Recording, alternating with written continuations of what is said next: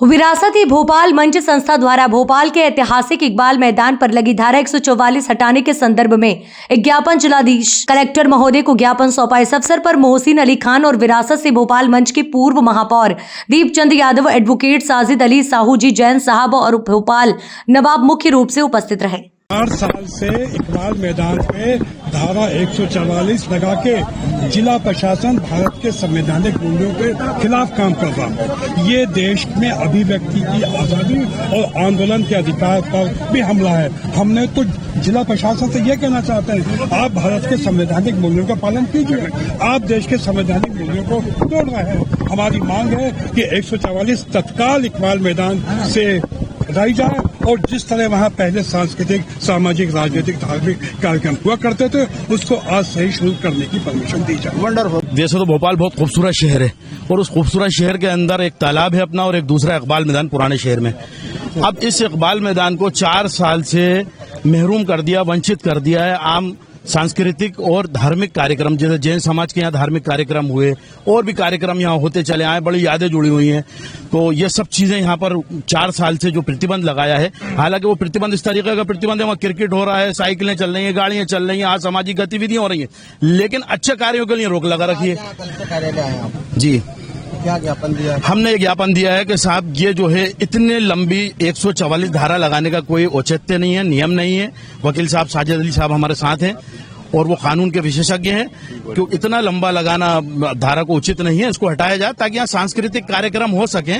ये एक nominal rate में यहाँ से गवर्नमेंट द्वारा दिया जाता है, जो पहले से चलता आ रहा है। आप क्या कहेंगे? सभी धर्म, सभी विचारधारा, सभी तरह के लोग आज यहाँ पर जिला कलेक्टर कार्यालय में उपस्थित हैं। हमारी मांग ये है कि जो इकबाल मैदान में हमारी धार्मिक और सामाजिक सांस्कृतिक गतिविधियों का केंद्र था, वह हमारी आजादी छीन ली गई और विगत 4 वर्षों से यहाँ पर धारा 144 लगा दी गई।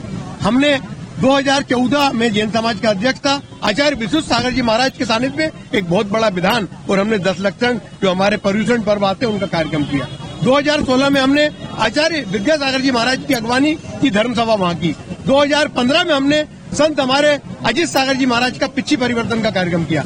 जैन सभा ही नहीं, अनेक धार्मिक समाजें जो है अपना कार्यक्रम करती हैं, कभी सम्मेलन होते हैं, मुशायरे होते हैं, एक सांस्कृतिक कार्यक्रम का केंद्र है। आपने वहाँ से हमारी एक अभिव्यक्ति की आजादी छीनी है। हम आपसे निवेदन करते हैं, प्रशासन से निवेदन करते हैं कि आप अविलंब कोई धारा 144 हटाएं और हमको हमारी धार्मिक और सामाजिक सांस्कृतिक गतिविधियों का केंद्र इकबाल मैदान विरासत भोपाल के आह्वान पर आप उसको फ्री करें। इन्हीं भावनाओं के साथ हम सब लोग आए, काफी लोग आए हैं, हमने अपनी बात रखी है, जिलाध्यक्ष महोदय तक ज्ञापन दिया है। हम चाहेंगे जिलाध्यक्ष महोदय गंभीरता से इसमें विचार करके निर्णय लेंगे।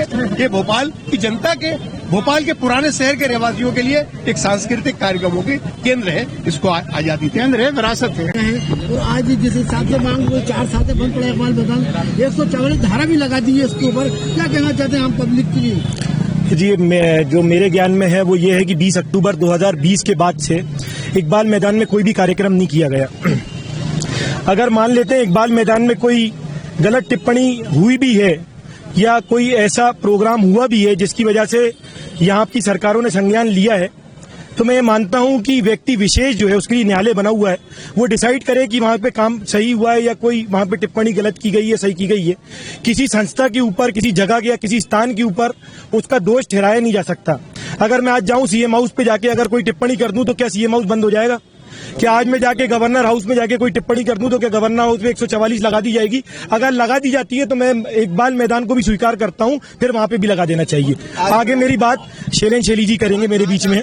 जी, ज्ञापन ये दिया है कि मनमानी कर रही है सरकार और 144 विगत 4 वर्षों से यहाँ पे लगा के रखी है। हमने, हमारे बड़ों ने, सैयद साजिद अली साहब ने, शैलेन शेली जी हैं, जैन साहब हैं और हमारे वरिष्ठ सभी लोगों ने यहाँ पे आरटीआई लगाई और आरटीआई सूचना के अधिकार में हमने जानकारी मांगी कि इसके आदेश हमको प्राप्त किए जाएं, हमको आदेश दिए जाएं।